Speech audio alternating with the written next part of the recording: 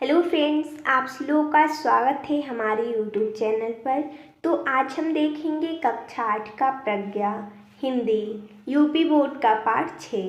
पाठ का नाम है बिहारी के दोहे। तो देखिए दोस्तों, जैसा कि हमने इस वीडियो में इस पाठ के प्रश्नोत्तर को लिया है, तो चलिए देखते हैं। प्रश्न विचार कल्पना से प्रश्न नंबर 1 है, धतूरे की अपेक्षा सोने को अधिक मादक क्यों कहा गया है? इसका उत्तर हो जाएगा, मनुष्य जितना पागल धतूरे को खाने से होता है, उससे 100 गुना अधिक पागल सोने अर्थात स्वर्ण को केवल पाने से हो जाता है। अतः सोने में अधिक मादकता होती है। आप स्वयं सोचिए कि अगर किसी मनुष्य के पास सोना आ जाए अर्थात स्वर्ण आ जाए तो वो तो पागल हो ही जाएगा। तो इसमें यही बताया जा रहा है कि जितना मनुष्य धतूरे को खाने से पागल होता है, उससे 100 गुना अधिक वो मनुष्य स्वर्ण को पाने से केवल हो जाता है पागल। इसलिए सोने में अधिक मादकता होती है। अगला है, नीति के दोहों में कोई न कोई मूल्य छिपा होता है। जैसे पहले दोहे में व्यक्ति अपने गुणों से बड़ा होता है से संबंधित मूल्य है। इसी प्रकार निम्नलिखित मूल्यों से संबंधित दोहों को ढूंढकर लिखिए। तो जैसा कि हमने यहाँ पर लिखा है कि दिखावा करने से बड़प्पन नहीं आता। तो जैसा कि हमने इससे संबंधित दोहा को यहाँ पर लिखा है, बड़े न होजे गुणन बीन बिरद बड़ाई पाए, कहत धतूरे सो कनक गहनो गढ़ियो न जाए। अगला दिया गया है, स्वयं अपनी प्रशंसा नहीं करनी चाहिए। इसका दोहा क्या है, ओछे बड़े न हैव सके लग्यो सतर हैव गैन, दीर्घ होई न नै कहो फारी निहारे नैन। अगला दिया गया है, तीसरा है, जिस वस्तु से हमारा कार्य सिद्ध हो वही महत्वपूर्ण है। तो इससे संबंधित दोहा क्या है, अति अघात अति ओथरो नदी कूप सरबाई, 100 ताको सागर जहाँ जाके प्यास बुझाए। अगला है, गुण सौंदर्य से अधिक महत्वपूर्ण है। इसका क्या हो जाएगा दोहा, बड़े न हो जाए गुणन बीन बिरद बड़ाई पाए, कहत धतूरे सो कनक गहनो गढ़ियो न जाए। अगला प्रश्न है कविता से। प्रश्न नंबर 1 है, नाम बड़ा होने से ही कोई बड़ा नहीं हो सकता।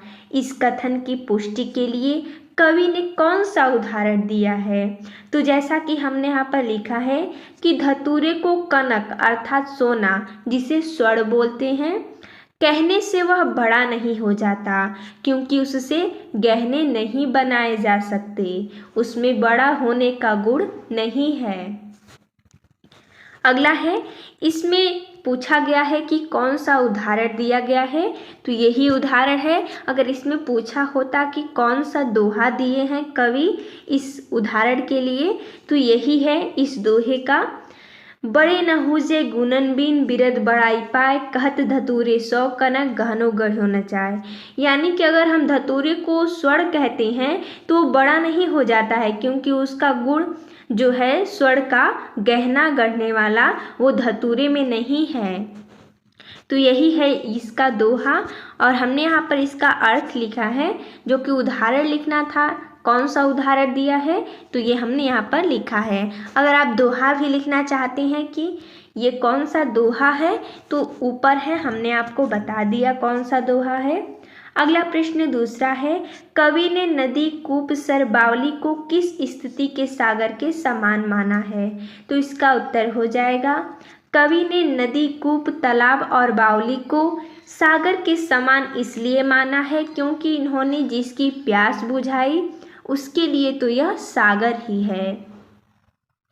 अगला है प्रश्न, छोटे बड़े नहीं हो सकते, इसके लिए कौन सा उदाहरण दिया गया है? तो जैसा कि हमने यहाँ पर लिखा है कि छोटे बड़े नहीं हो सकते, उदाहरण था, हम लाख अपनी आंखें फाड़ फाड़ कर क्यों न देखें, छोटी वस्तु हमें बड़ी नहीं दिखाई दे सकती। तो देखिए हम क्या करेंगे, इसमें तो पूरा इसका व्याख्या दिया गया है। हम दोहा को भी इसके साथ साथ देख लेते हैं कि आखिर ऐसा कौन सा दोहा है जिसका ये अर्थ है। तो चलिए हम आपको बताते हैं कि ये कौन सा दोहा है जिसमें दिया गया है कि छोटे बड़े नहीं हो सकते। तो आप देख सकते हैं इसमें जो पहला प्रश्न था यहाँ पर दिया गया था, तो ये है कि ओछे बड़े न हो सके लग्यो सतर है गैन, दीर्घ होए न नय कहू फारे निहारे नैन। ये है उसका दोहा। और जो पहले वाला था अर्थात यहाँ पर दिया गया था जो कि कवि ने नदी, कूप, तालाब और बावली को सागर के समान इसलिए माना है क्योंकि इन्होंने जिसकी प्यास बुझाई उसके लिए तो यह सागर ही है। इसका दोहा कौन सा है अगर आप चाहते हैं जानना, तो यहाँ पर दिया गया है कि अति अघात अति ओथरो नदी कूप सरबाई, सौ ताको सागर जहाँ जाकी प्यास बुझाई। तो हमने इसके साथ इसका दोहा भी बता दिया कि इसका दोहा कौन सा है। तो चलिए आगे देखते हैं। प्रश्न चौथा है कि कृष्ण की मोहनी मूर्ति क्यों अद्भुत है। इसका उत्तर हो जाएगा कृष्ण की मोहन मूर्ति इसलिए अद्भुत है क्योंकि उन्होंने गरीब का बंधु बनकर उन्हें भव सागर से पार उतार दिया है। अगला प्रश्न पांचवा है, पंक्तियों का भाव स्पष्ट कीजिए। तो यहाँ पर पंक्ति दिया गया है, हमने यहाँ पर भाव स्पष्ट करके भी लिखा है। पंक्ति है, सौ ताकर सागर जहाँ जाकी प्यास बुझाई। तो इसका भाव हो जाएगा, जिसकी जो प्यास बुझा दे उसके लिए तो वही सागर है। सौ ताक को सागर जहाँ जाकी प्यास बुझाई। चलिए अगला पंक्ति देखते हैं। दूरी भजन जाति कहो सौ तय भाजियो गवार। इस पंक्ति का भाव क्या हो जाएगा कि तुम्हें जिन दुर्गुणों से दूर रहने के लिए कहा गया तुमने उन्हीं दुर्गुणों को अपनाया। अगला पंक्ति है, तूथे तूथे फिरत हो झूठे विरद कहाई। इस पंक्ति का क्या हो जाएगा भाव कि दीन बंधु आप मेरा उद्धार कीजिए जिससे आपके बड़े होने की बड़ाई झूठी न हो। अगला भाषा की बात से प्रश्न नंबर 1 है, कविता में प्रयुक्त निम्नलिखित शब्दों को देखिए और उनके खड़ी बोली के रूप पर ध्यान दीजिए। सो का अर्थ होता है वह, ताको का उसके लिए, है सके यानी हो सके। नीचे लिखे शब्दों की खड़ी बोली रूप लिखिए। शब्द है तऊ, ताते, जाते, कहियो। तो यहाँ पर हमने यहाँ पर लिखा है कि इसका हिंदी खड़ी बोली क्या होगा, तऊ का उससे, ताते का उतना, जाते का जितना, कहियो का कहा। अगला प्रश्न दूसरा है, कनक कनक तय 100 गुनी माँ दत्ता अधिकार में कनक शब्द 2 बार आया है। पहले कनक शब्द का अर्थ है धतूरा तथा दूसरे कनक शब्द का अर्थ है स्वर्ण।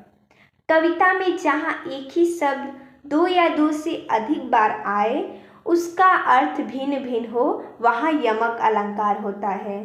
तो जैसा कि यहाँ पर दिया गया है कनक कनक, यहाँ पर एक कनक का अर्थ है धतूरा, एक कनक का अर्थ है स्वर्ण, यानी कि 2 बार आया है लेकिन दोनों का अर्थ भिन्न भिन्न है। तो ये कौन सा अलंकार है, यमक अलंकार है। नीचे लिखी पंक्तियों में अलंकार स्पष्ट कीजिए। तो यहाँ पर पंक्ति है, भजन कहो ताती भाज्यो भाज्यो न एको बार, दूरी भजन जाते कहो 100 तया भाज्यो गवार। तो इसमें यमक अलंकार है क्योंकि भजन और भाज्यो शब्द 2 बार आकर भिन्न भिन्न अर्थ में प्रयुक्त हुए हैं। तो देखिए जैसा कि यहाँ पर यमक अलंकार है क्योंकि ये जो दिया गया है भजन कहियो, तो इसका अर्थ क्या है कि जिसका गुणगान अर्थात भजन करने के लिए कहा। उसके बाद दिया गया ताते भाज्यो, इसका अर्थ होगा उससे दूर भाग गए। फिर है भाज्यो न, यानी कि भजन नहीं किया, इसमें अर्थ दूसरा निकल रहा है इसलिए इसमें यमक अलंकार है। और दूसरी लाइन में जो कि दिया गया है दूरी भजन जातियो कहो, इसमें जो दिया गया है दूरी भजन जातियो, इसका अर्थ हो जाएगा कि जिन दुर्गुणों से दूर भागने अर्थात रहने के लिए। और इसी लाइन में दिया गया है 100 तय भाज्यो गवार, इसका अर्थ हो जाएगा ए मूर्ख तूने उसी का भजन किया अर्थात उन्हीं दुर्गुणों को अपनाया। अगला है इसमें इस धरा पर ही धरा रह जाएगा। तो इसमें देखिए कौन सा अलंकार है, तो यमक अलंकार है, क्योंकि धरा शब्द 2 बार आकर भिन्न भिन्न अर्थ में प्रयुक्त हुआ है। तो इसमें दिया गया है क्या अर्थ है, तो एक धरा का अर्थ है धरती, धरा मीन्स क्या होता है, पृथ्वी होता है, और एक धरा का अर्थ है रखना। अगला है काली घटा का घमंड घटा। तो इसमें हमें बताना है, यहाँ पर दिया गया है जो घटा घटा, तो ये कौन सा, मतलब इसका मतलब क्या है। इसमें तो यमक अलंकार है, ये हमें पता है, क्योंकि यहाँ पर 2 बार शब्द आया है और दोनों का अर्थ भिन्न भिन्न है। तो हमें बताना है कि दोनों का अर्थ क्या है। तो एक घटा का अर्थ है बादल और एक घटा का अर्थ है घटना, यानी कि कम होना। तो जैसा कि इसमें इतना ही प्रश्न दिया गया था। तो मिलते हैं हम तब तक के लिए, धन्यवाद दोस्तों।